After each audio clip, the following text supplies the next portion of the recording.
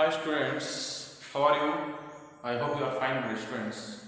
So, in the previous class, my dear students, we are done with the momentum and conservation of momentum. We can say linear momentum. Now, we are ready to to explain about Newton's second law of motion. Newton's second law of motion. So, Newton's second law, we can discuss Newton's second law of motion by using momentum. So momentum is what, my students? As we know earlier, momentum is P equal to mass into velocity. So momentum is the characteristic of a moving object. Momentum is the characteristic of a moving object. Suppose students, an object is moving towards me. An object is moving and we want to stop that moving object. How much force we have to apply in order to stop that object? So how much force is required to stop that moving object, that depends on how much fast that object is moving, how much velocity that object is having, and it depends on how much mass that body having. For example, take, my students, if a bicycle is moving towards us, if a bicycle is moving towards us, bicycle mass is less. So bicycle is moving with a high velocity, which means that the bicycle is coming towards us with fastly. So can we stop that bicycle by applying force? So obviously we can stop that bicycle by applying force. So similarly, so in the second situation, analyze, my students, if the truck is coming,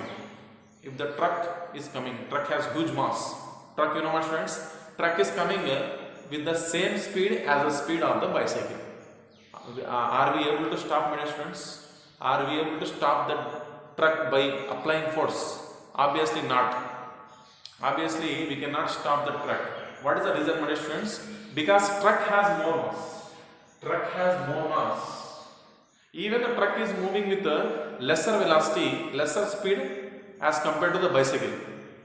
Then only we cannot stop the truck by applying force, because as it is having more mass. So we can say, my students, mass can affect the force. Mass as well as velocity. Velocity also affects the force. So if there is more mass, so a truck having more mass which is coming towards us, are we able to stop that truck by applying force? Obviously not, because it is having more mass. So mass affects the force. So if the lightweight objects, my students, if the lightweight objects they are moving with high velocity, we can stop that objects. If the light mass objects are moving, then they are moving with high velocity, high speed. We can easily stop. We can easily stop that lightweight mass thing. So analyze, my students, what about the bullet, my students? Bullet, is it what is the mass of the bullet? Is it less or more? Mass of the bullet is less. Bullet is smaller, my students. This much size bullet. So it is yet its mass is more. Yet its mass is lesser. So as it is moving with high velocity, so it can affect a damage, huge damage. We cannot stop that bullet by applying force. It hits, it damages, it causes destruction, my students. Which means yet the bullet having less mass, because of the velocity, we cannot stop that. We cannot stop that bullet. It is more destructive. So which means velocity also affects the force. Velocity also affects the force. So that's why momentum is a combined effect of mass and velocity. If the body possesses more mass and more velocity, we can say more momentum. If the body possesses more momentum, then the force required to stop that body is more. So if the body is having more momentum, my students, so if we want to stop that body, so we require more force. So conversely, so if you want to give the more momentum to your body, in the reverse, the above statement I am reversing.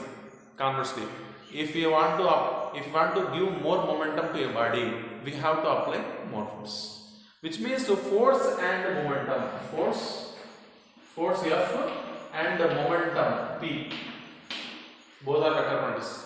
Force and momentum, they are related. So how they are related, my students? That is explained by second law of motion. That is explained by second law of motion.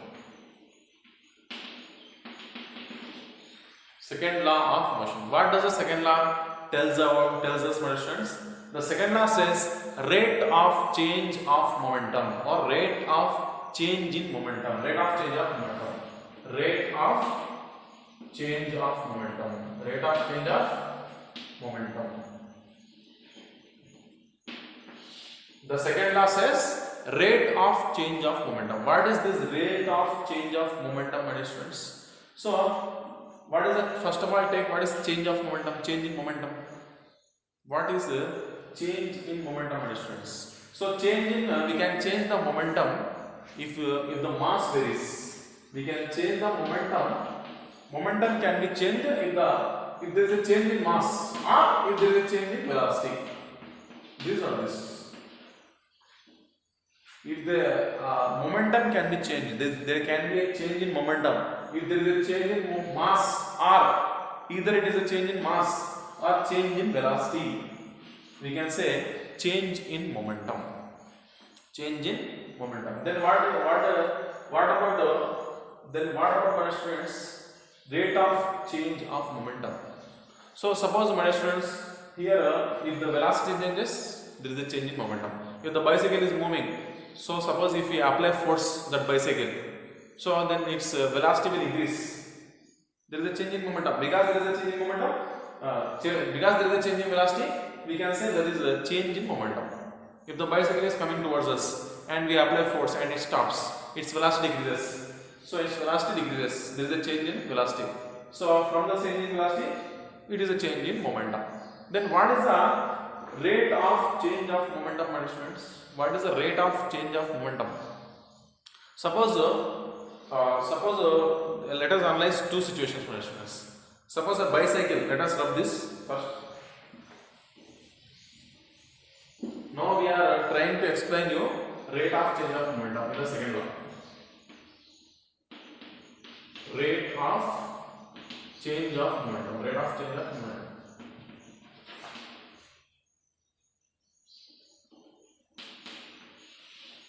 Rate of change of momentum, my students. Suppose a bicycle is coming with a 20 meter per second velocity towards us. Now we have to stop that bicycle. So we apply force on the bicycle. Then in first second the bicycle decreases its speed from 20 meter per second to 50 meter per second. So in the second if you apply force, so it is its velocity decreases from 50 meter per second to 10 meter per second in the third second, in the third second, in the second second, in the third second it is 5 meter per second, and in the fourth second the velocity will reduce to 0 meter per second, which means the cycle will come to rest. So after 4 seconds, it is the first second, second second, third second, fourth second. After 4 seconds, so after 4 seconds the bicycle come to rest. So after 4 seconds, the bicycle come to rest. So similarly, if you apply more force on the bicycle which is coming towards us, so in order to stop that bicycle, so in this case we are applying more force. We are applying more force, my students. If you apply more force, which is coming, the bicycle is coming with 20 meter per second, then it is in the first second it reduces to 10 meter per second. In the first second, it reduces to 10 meter per second, and the second it is 0 meter per second, which means in the second situation the bicycle stops, halts. It took 2 seconds to come to rest. In the first situation it took 4 seconds to come to rest. So in this, my students, there is a change in speed with time. Change in speed with time, that is known as rate of change. Rate means time. So change of momentum with respect to time, we can say change in we can say rate of change of momentum, my dear students. So if the body having mass m, my dear students, if the body having mass m, if the body having mass m, if any body having mass m, moving with velocity v1, moving with velocity v1. So when now we have to apply force and we have to stop that object. So we apply force for t time. We apply force for t time, my friends. So after t time, the body will change its speed to v2. After t time, after time t, after applying force, so the force is applied for t time. After t time, the body velocity will change, obviously, whether it is 0, whether it is something other thing. So there is a change in velocity, that is that change in velocity is v2. Mass is same. So here what is the initial momentum, my students? Initial momentum is represented by p1. Initial momentum is m v1. What is final momentum? p2 equal to m v2. So then there is a change in momentum. Here we can obtain change in momentum. Change in momentum. Change in momentum. Change in momentum equal to p equal to change in momentum delta p. If there is a change in, my dear students, change in delta represent change in, p represent momentum. Change in momentum equal to final momentum minus initial momentum. Final momentum minus initial momentum. Final momentum minus initial momentum. Final momentum, how much, my dear students? mv2 minus m2. So it is a change in momentum. It is a change in momentum. Let us learn, my dear students. Then what is the rate of change in momentum, my dear students? Change in momentum we get delta p equal to mv2 minus mv1. What is the change in? What is the rate of change in momentum? There is a change in momentum. What is the rate of change in momentum? Change in momentum. Change in momentum. Rate of change in momentum. Rate of change in momentum means change in momentum per unit time. Change in momentum per second, per time. So if there is a change in momentum with the time, we can say change in momentum. So in the previous, there is a change in velocity per time. With the time, we say change in rate of change of velocity. So change in momentum is change in momentum per time, my friends. Suppose if a body is in t time, the change in t time, the change in momentum of the body is delta p. In t time, the change in momentum of a body is delta p. In 1 second, what is the change in momentum, my students? Delta p by t. It is a unitary method, my students. It's a unitary method. Suppose 2 pence prices, 2 pence costs, 20 pence costs 10 rupees, my students. 20 pence, 10 rupees. What is the price of 20 pence? 1 rupees. What is the price of 1 pen? So 20 upon 10. 10 pence, 20 rupees. 10 pence, 20 rupees. What is the 1 pen rate? 20 by 10. So what it gives? 2 rupees. It is a unitary method. Similarly, in t time, change in momentum is delta p. What is in 1 second? What is the change in momentum in 1 second? So that is a delta p by t. Similarly, 10 pence, 20 rupees. Cost. What is the cost of 1 pen? 20 by 10, 2 rupees. Similarly, in t time, change in momentum is delta p. In 1 time, in 1 second, what is the change in momentum? Delta p by t. So this is what the rate of change in momentum. This is what the rate of change of momentum. This is what rate of change of momentum. This is what rate of change of momentum. So rate of change of momentum means change of momentum per second change of momentum. So delta by t. If you take delta by t by t. So from here we can write, my friends, change in momentum delta p by t equal to. So you just take common m v2 minus v1 by t. We have taken common m V2 minus V1 by T. So what is V2 by V1? V2 minus V1 by T. So in the motion, my students, there is change in, this is known as change in velocity with the time. That is known as acceleration. So in the motion we have like, so dp delta P by T, change in rate of change of momentum equal to m into A. M into A. So from this we can establish the Newton's second law, my students. So the rate of change of momentum, this rate of change of momentum is directly proportional to the force applied.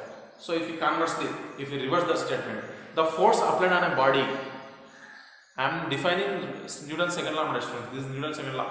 So the force applied on a body is directly proportional to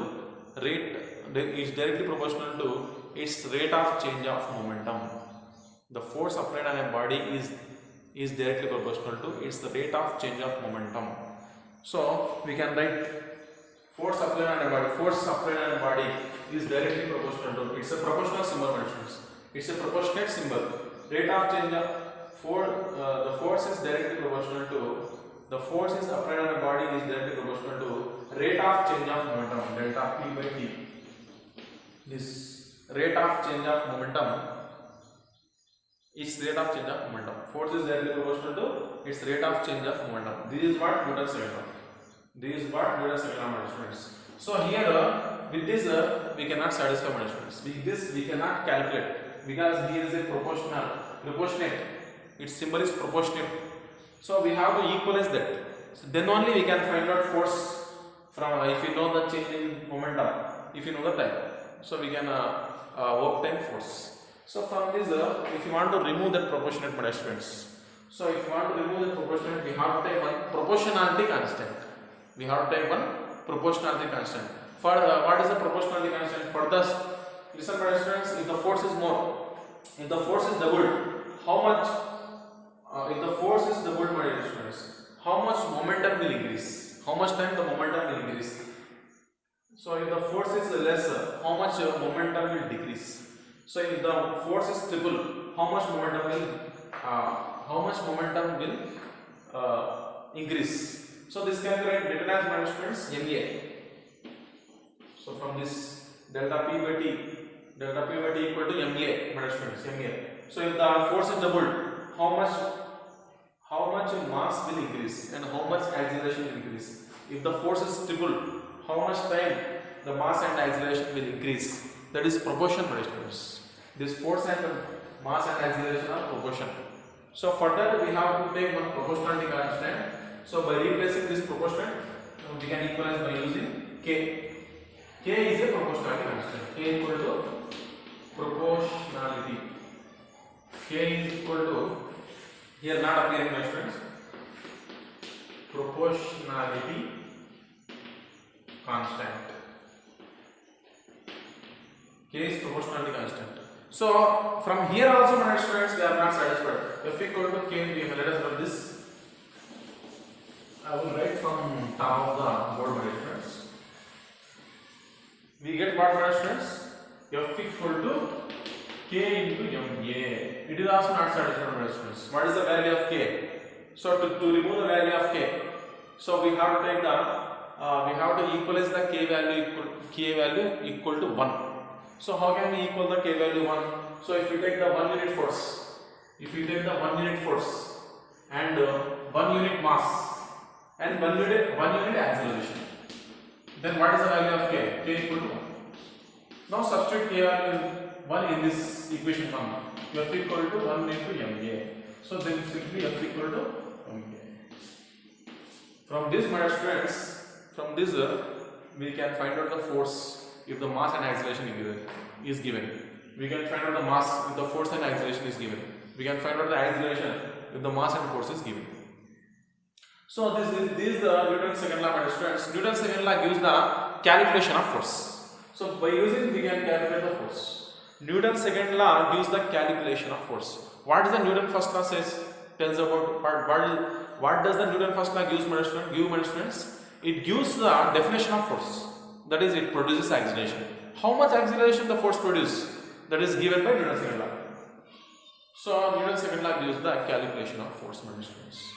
So from this, my students, from here we establish the Newton's second law. So students, F equal to ma. So what is the SI unit of force? What is the SI unit of, what is the SI 1 unit of mass in SI units? So SI unit of mass is kg. What is the 1 unit acceleration? What is the SI unit of 1 unit acceleration? That is meter per second square. Meter per. SI unit of mass is kg. SI unit of mass is kg. SI unit of acceleration is meter per second square. So if you multiply this kg and meter per second square, if you multiply, we get another quantity. We get another SI unit, that is Newton. That is Newton. If you multiply, we get force. Then what is the force? SI unit of force, that is Newton. If you multiply these two, we get another quantity. We get another SI unit, that is Newton. It is a scientist name, students, in the honor of the Isaac Newton. So the name which is being used after the scientist for the SI unit of force. So SI unit of force is Newton. So if you want to write the Newton with single letter, we have to write in uppercase, that is capital letter. Suppose if you want to write the whole scientist name for the units of force, we have to write a small letter, n small. If you want to write the whole name, my students, we have to write small, n small, all the small letters. So if you want to write only with one letter, we have to write capital. So from this we can listen, my students. From this we can define what is 1 Newton. What is 1 Newton? Here 1 Newton. From this we can define what is 1 Newton. 1 Newton force is that force which creates the acceleration of 1 meter per second square on the mass of 1 kg. On the mass of 1 kg, then that force is equal to 1 Newton. So 1 Newton force is that force which creates acceleration of 1 meter per second square on a body of 1 kg mass. So multiply 1 into 1, my students, what you get? 1 kg meter per second. 1 kg meter per second square. 1 Newton equal to 1 force equal to 1 Newton. When it is 1 Newton, when there is a acceleration of 1 meter per second square and on a body of 1 kg mass, then we can say force equal to 1 Newton. So this is the definition of 1 Newton. Let us now solve some problems depending on the Newton's second law and first law, students.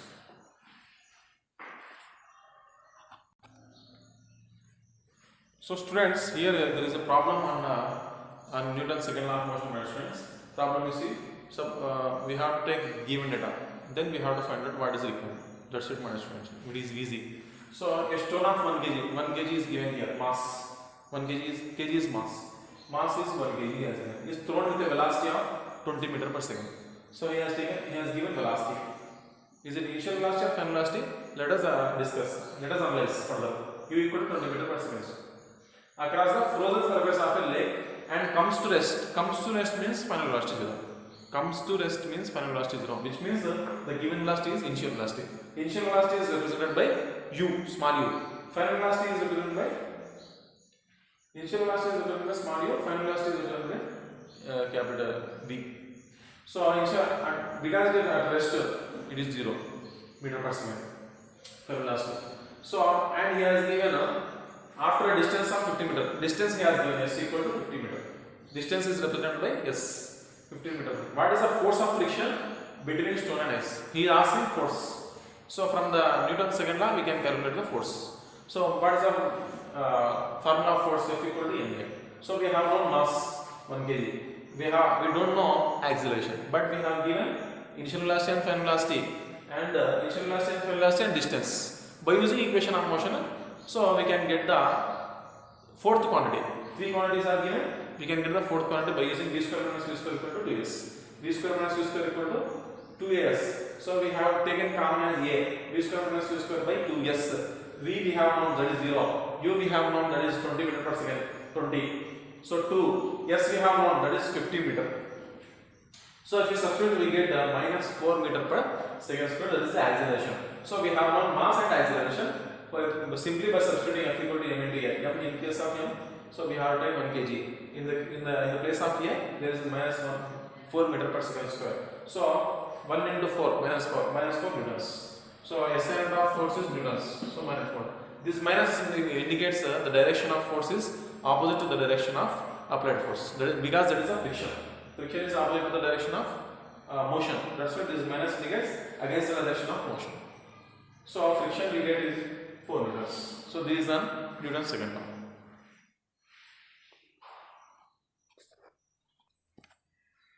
So students, there is another numerical measurements. So let us take what is given data. So an object of mass 100 kg, we have taken. Accelerated uniformly from a velocity of 5 meter per second to 8 meter per second. There are two velocities are given. One velocity has to be initial velocity, second velocity has to be final velocity. So the initial velocity is 5 meter per second. So the final velocity is 8 meter per second. Initial velocity is represented by small u. Final velocity is represented by small v, capital V. So and in 6 seconds, time has given t equal to 6 seconds. Calculate the initial and the final momentum of an object. Also find the magnitude of force. Force is asking and then momentum he is asking. Time he has given. So initial and final velocities has given. So initial velocity p1 equal to mass into initial velocity. Mass into initial velocity gives initial momentum. Mass into final velocity gives final momentum. So mass 100 kg. What is initial velocity? 5, which gives 500 kg per meter square. Kg means what, my students? Mass, SI unit of mass is kg. SI unit of velocity is meter per second square. Meter per second. So kg meter per second. That is the SI unit of momentum. So P2 m into v, final velocity. M is 100. Final velocity is 8. So 800 kg meter per second. So now we have to find out the magnitude of force. So from the Newton's second law, the rate of change of force is applied. Force applied is directly proportional to rate of change of momentum. Rate of change of momentum is mv minus mu. This is the change in momentum. mv minus mu change in momentum. Final momentum minus initial momentum by t.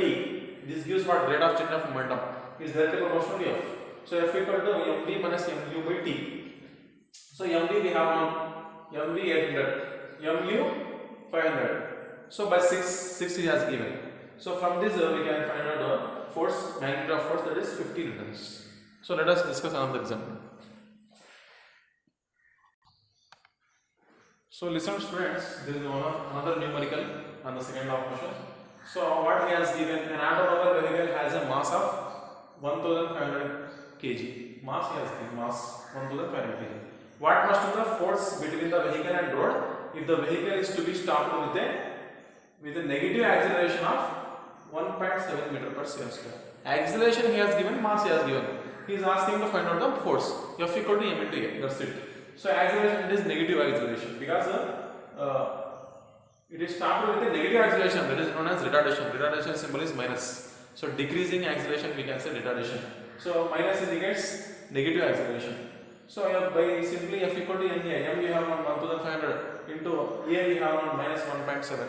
So we get minus 2550 newtons. So this minus indicates direction of opposite direction to the direction of motion. Now another numerical measurements. So he has now take the given data. A bullet of mass 10 gram. Mass he has given. Bullet mass 10 gram. So traveling horizontal with a velocity of 150 meter per second. So is it a final velocity or initial velocity? Let us analyze. So strikes stationary wooden plank and comes to rest. Comes to rest means final velocity 0, which means it's an initial velocity. So initial velocity u equal to 150 meter per second. Final velocity comes to rest. If it is come to rest, it is the final velocity. Final velocity becomes 0. So in 0.03 seconds, time he has given. So that is the given data. And now he is asking the distance of penetration. Distance he is asking. Distance of penetration.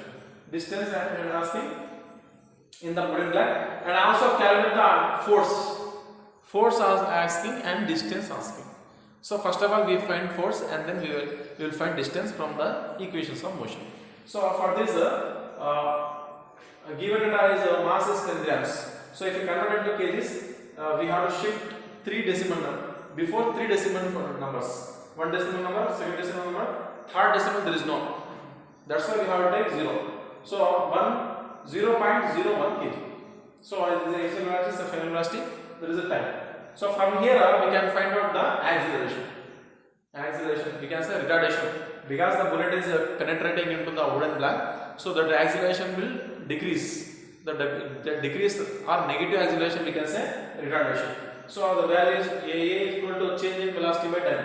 So final velocity is 0, initial velocity is 150.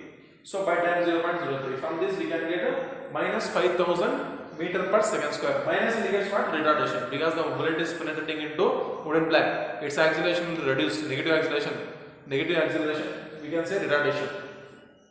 So we have now A, we have now M. So by using M and A, F equal to M. What is the bullet of mass of bullet? 0.01 kg. 0.01 kg into minus 5000 meter per second. From this we can get force minus 50 Newton. And then from the equation of motion we can find out the distance. S equal to V square minus U square equal to 2S. So S equal to, if we take common S equal to V square minus U square by 2A. So that is equal to V. Final velocity 0. Initial velocity 150 square by 2. What is A? Minus 5000. So from this we get 2.25 meter. That is the distance of penetration.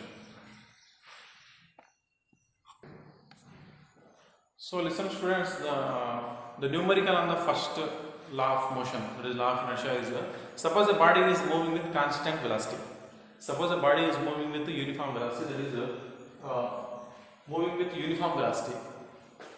So if the force is applied on the frictional force is the application of force is 200 newtons. If the body is moving with constant velocity and there is a force, applied force is 200 newtons, then what is the frictional force? What is the frictional force? So if the body is moving with constant velocity, my students, according to law of inertia, so is there any force on that body? So net force is 0.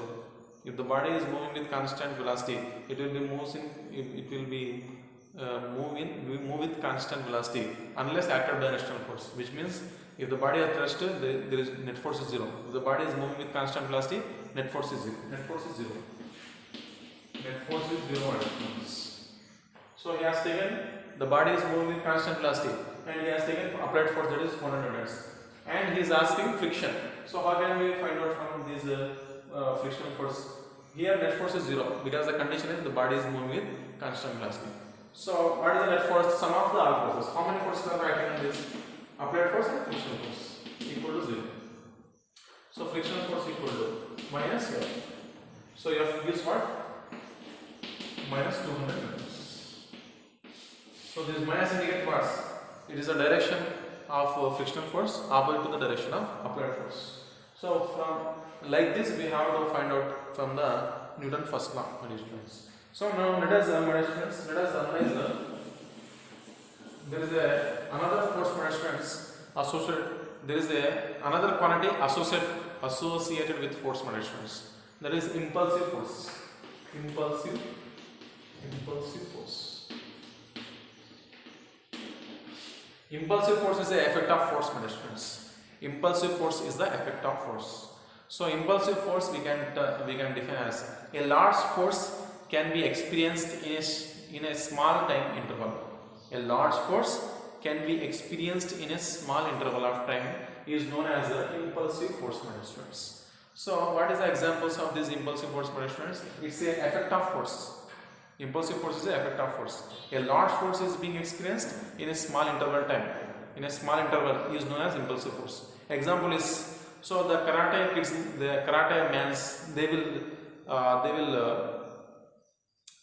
cut the bricks with the hands, my students. With the hands, with the blow. So they will blow they will give one blow and they will breaks. The bricks will break.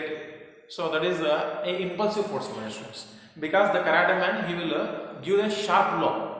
He will experience a large force in a short interval of time, like this. Then the brick will break because the effect of force is more.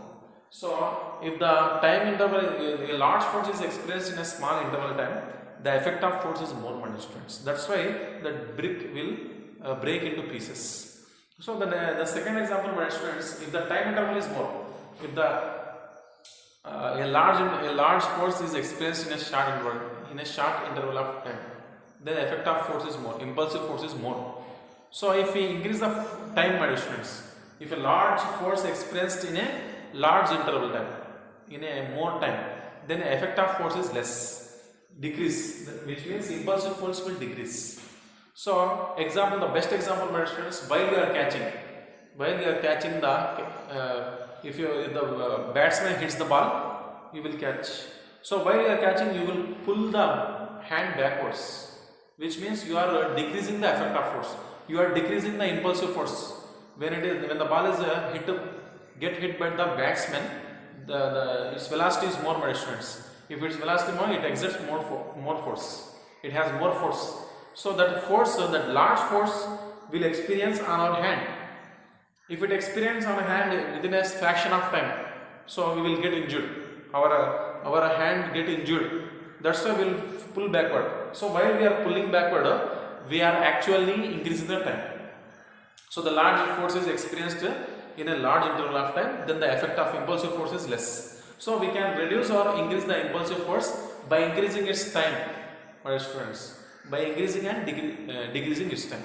So if the time is increases, the effect of force, the impulsive force is less. So if the time is increases, effect of force, impulsive force is less. If the time decreases, effect of force, that is the impulsive force is more.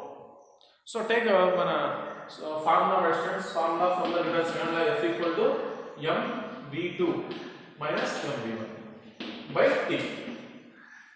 So this force is this impulsive force is a variable force, my students. It's not constant force.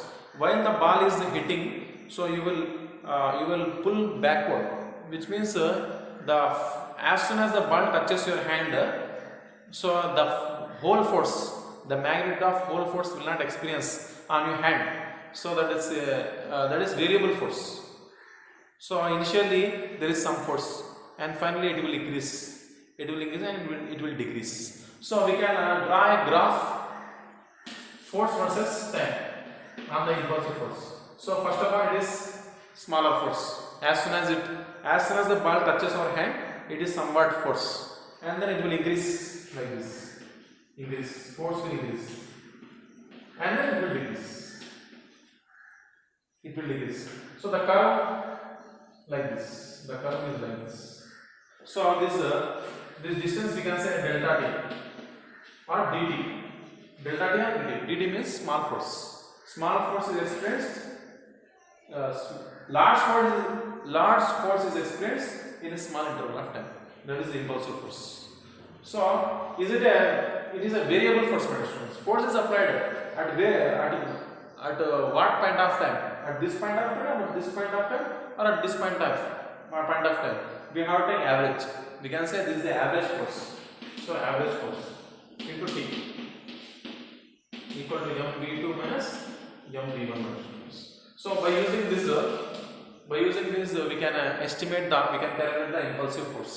So F average equal to mv2 minus v1 by T. Listen, my students, if the ball is coming with a velocity, if the ball has mass 10 kg, if the ball has mass 10 kg and it is moving with velocity v equal to initial velocity, v equal to, so initial velocity we can write v1 equal to 10 meter per second. Then what is the impulsive force? How can we reduce or increase the impulsive force? By increasing and reducing. By increasing and decreasing time, we can increase the impulsive force and we can decrease the impulsive force. So if the time is more, impulsive force is less. If the time is less, impulsive force is more. Time is more, impulsive force is less. So let us take for instance with this example. So mass, average force. So what is the mass? 10 kg. What is the final velocity measurements? Final velocity, as after we catch the ball, final velocity is 0. It will come to rest ball. So that's why v2 is 0 minus m 10. What is the velocity of initial velocity? 10 by t. So if we catch the ball in 1 second without pulling the hand backwards. If you catch the ball in 1 second like this without pulling the ball, without increasing the time, so in 1 second, so what is the value?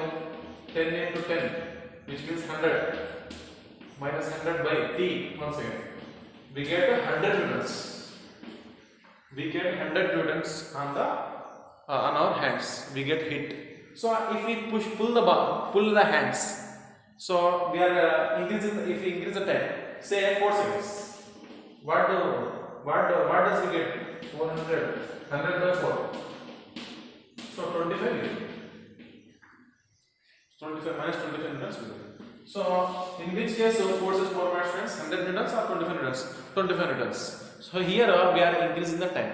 So if we increase the time, force will reduce. If the decrease the time, force will increase. So this is the impulsive force. So in the next chapter, my dear students, we will discuss about the third equation of motion.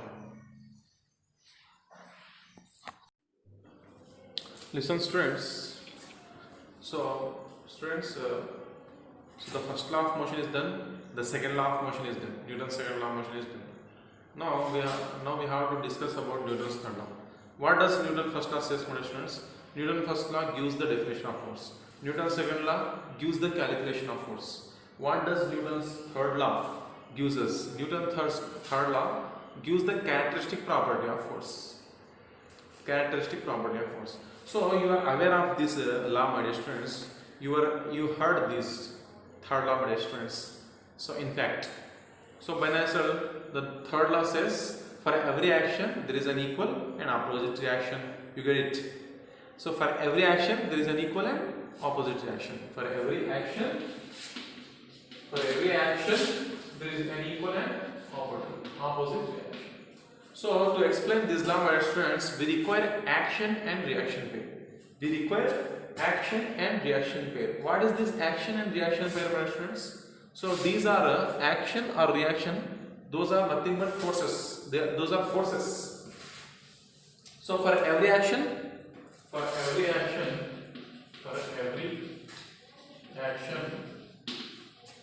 there is an equal. There is an equal and opposite reaction. So this statement you have known, my students. So in physics we have to discuss this in detail. What does it really means? What does it really mean? So what is action reaction pair? So to explain this law, my students, this third law, to explain this statement, so we require two forces, that is action and reaction pair. By using single force, we cannot explain this third law of motion, my students. So whenever there is an interaction between two objects, my students, whenever there is an interaction between two objects, whenever the two bodies they are making contact with each other, whenever they are exerting force on one another, we can say simply whenever there is a interaction between the two objects. So the first object exerts force on the second object. The first object will exert equal and opposite force on the second object. So the second also exert force on the second object also exert equal and opposite reaction on the first object. This is what Newton's third law, my students. So here, my students, so as they are exerting, as the first object exert force on the second object, and the second object exert force on the first object in opposite direction. So as they are acting forces on each other, my dear students, so there is on the first object there is one force, that is action. So on the second object there is one force, that is reaction. So the action and reaction, the both forces, they will not exert on the single object. They will not exert on the single object, my dear students. So suppose for example, if you take the situation, so when we take a book and if you place the book on the table, understand, my students, the book and the table, they will interact with each other. They will exert action and reaction on one another. Let us analyze that example, my students. So it's a table, it's book. It is table, it's book. So here, due to the weight of the book, book will exert force on the table. Book will exert force on the table. That is known as action. Like this, downwards. So force on table by book. So we have to write on this by. So this letter we have to say force on table by book. That is the action in downwards direction. So they are this table and book. They are interacting with each other. So the table also will exert equal and opposite reaction upwards on the book. So upwards. So force on the book by table. Force on the book by table. Upward direction. Then will they cancel each other, my students? So these action and reaction, will they cancel each other? So they will not cancel each other. Yet they are equal and opposite on one another. They will not cancel each other as these two forces are not acting on the single object. They are acting on the different objects. That's why they will not cancel each other. So that's why action and reaction, they will not cancel each other. Understand, my students? So here, analyze, my students. So the action and reaction pair is action reaction pairs. Action is force on table by book. Reaction is force on book by table. This is the action and reaction pair. So here, if you analyze the book, my students, how many forces are acting on the book? Is it one or is it one, my students? So here, one force is acting on the book. Is it balanced or unbalanced? If there is one force on the object, is it balanced or unbalanced? It is unbalanced. So then this book has to move upward. The book has to move upward. Then why don't we see the books? They are sitting. They are being on the table. They are not moving upwards. Why? If you carefully observe, my students, so there is another force that is known as gravity that acts downwards. So mg, gravity, mass into acceleration to gravity. We can say gravity. So due to gravitational force will act downwards. If this gravitational force balances this reaction force, this FBT, then we can say now there are two forces, for instance, on the book, that is FBT and mg due to Earth. If they are balanced, then that book is at rest. It is stable. If they are unbalanced, then that book will move. So similarly, my students, now analyze how many forces are acting on the table. Is there one force? So if you see the diagram, there is one force. That is a force by the book, force on the table by book, downward direction. So if is it a balanced or unbalanced force? It is unbalanced force because there is one force. If there is one force, that is unbalanced force. Then this table has to goes downwards. This table has to move downwards. Then why don't all the tables are not moving downwards? So if you carefully observe, my students, here at the surface. Here at the surface and the table. The surface, it's the surface and the table. We can say earth. Earth and the table, they are making contact with each other. They are in interaction with each other. So here also there is a action and reaction there because they are interacting with each other. Here also there is an action and reaction there. So force on the earth, force on the table by earth is upwards. Force on the table by earth, it is upwards. And the force on the earth by table downwards. So there is action and reaction there. F E T and F T E. This is the action reaction pair. So if this FTB balances if this FTE, then the body will the table will at rest. The table the force on the table is the net force is 0, or that is known as balanced force. Then this table will be stable.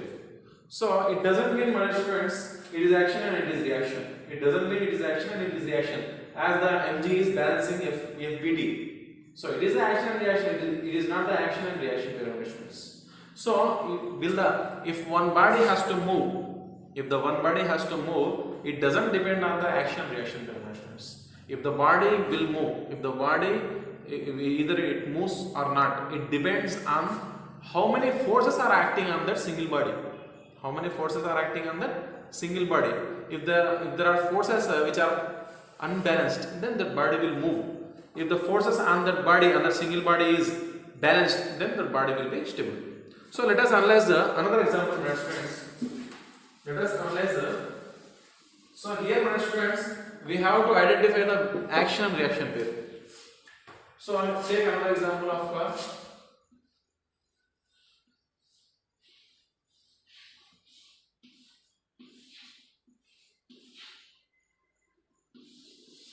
So there is a one man.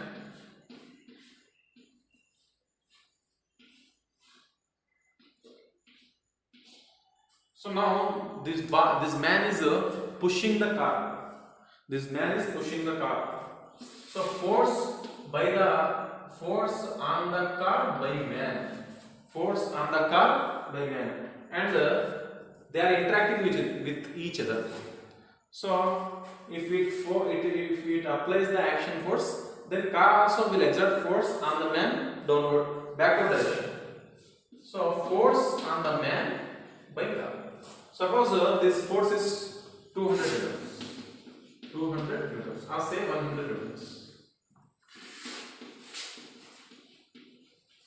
Will this car move, my students? Will this car move? Because he is applying force on the car. Will this car move? So will this car move or not? It does not depend on action and reaction pair, my students. Action and reaction. Because action and reaction, it depends on how many forces are acting on the car. It depends on how many forces are acting on the car. So if they are balanced or unbalanced, if they are balanced, net force is 0. If they are unbalanced, net force something, then it moves. So my friends, so if you analyze the car, my friends, if you analyze the car, what is the action and reaction? If you analyze the car, my friends, so how many forces are acting on the car, my friends? That is FCB, force on the car by the man.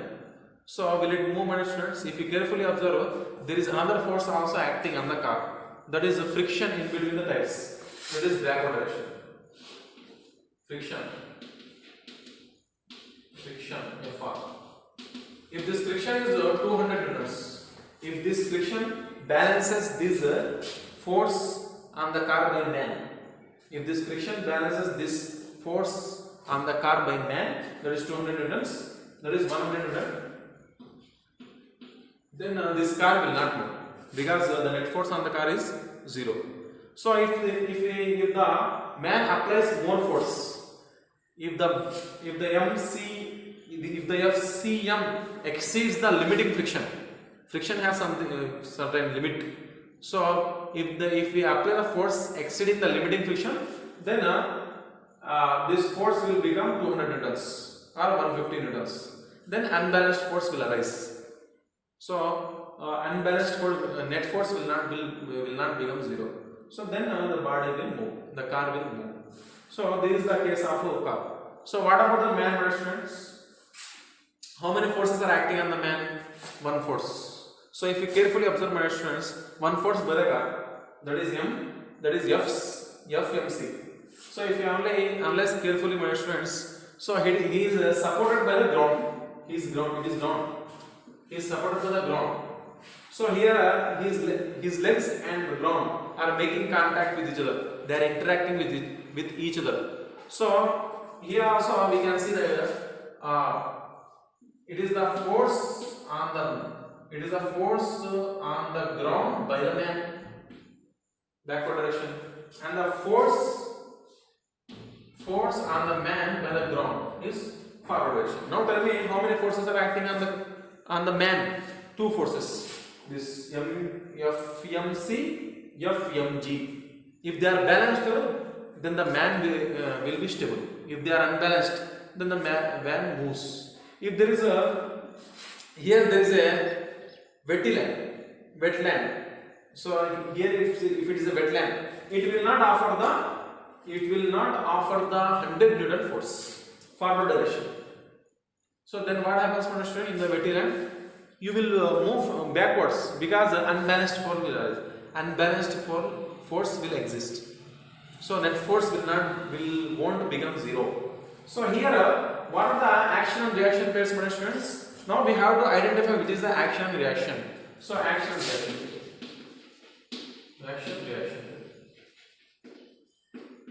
So FMC and FCM are the action and reaction pair. And the second action reaction pair is FGM and FMG. The action reaction pair. So this FMC and FMG, they are not action and reaction pair, students. So because they are acting on the same body, same man, because action and reaction pair, they doesn't act on the same body, they will act on the different bodies. That's why, so there is one famous question, my students: if the action and reaction are equal and opposite, and why don't they cancel each other? And how the body moves. So the answer to this question, my students: action and reaction, they will not exert on the same body. They will not cancel each other. They will exert on the different bodies. They will apply on the different bodies. They will act on the different bodies. That's why they will not cancel each other. So that is the answer for this question. So take another example, my students. Last example. So in this situation, my students, in these situations, we have to identify the action and reaction by, and then how many forces are acting on a single object or single body or single person. So here is one board, my students. There is one bank. It's a bank. It's a river. Here is man. It's water. It is boat, my students. Boat, water. Now this man will jump. He tried to be on the bank. In order to get the bank, he will jump. So when he jumps, my students, how many forces are there? So when he jumps from the boat will exert force on the man, forward direction. That is force on man by boat. So man also exerts force on the boat. So in backward direction, that is force on boat by man. So how many forces are there in case of this man, students? Only one force. Is there any force, students? No. So if there is only one force, the net force is zero or not? The net force is not zero. So it is unbalanced force. That's why the man will move. If there is an unbalanced force exists, then the object will move. That's why he moves and jumps and get the bank of the river. And as the here on the board case, how many forces are there, my students? So there is one force. If you carefully observe, my students, there is water and the boat. They are interacting with each other. So it will the water will exert a force. So the water will exert force forward direction. Force on board by water. Force on board by water, my students. And boat also exert force on the water. That is force on water by boat. So now how many forces are acting on the boat, my students? Two forces. FBM and FBW. So FBW. Here a boat will move, my students, moves backward because this force will not balance this force. This force will not balance this force, my students. That's why because the friction of the water is less as compared to the ground. Ground has more friction. So that's why it moves backward. and he jumps onto the tank. So in this we have to identify action reaction pair. Action reaction pair. Action reaction pair. So in case of man, FMB and FBM is the action reaction pair, and FBW and FWB is the action reaction. So FBW and FBM, they are not an action reaction pair, my students. So FBW and FWB, they are action reaction pair. So this is about Newton's third law of motion, my students. I hope you understand, my students. Thank you.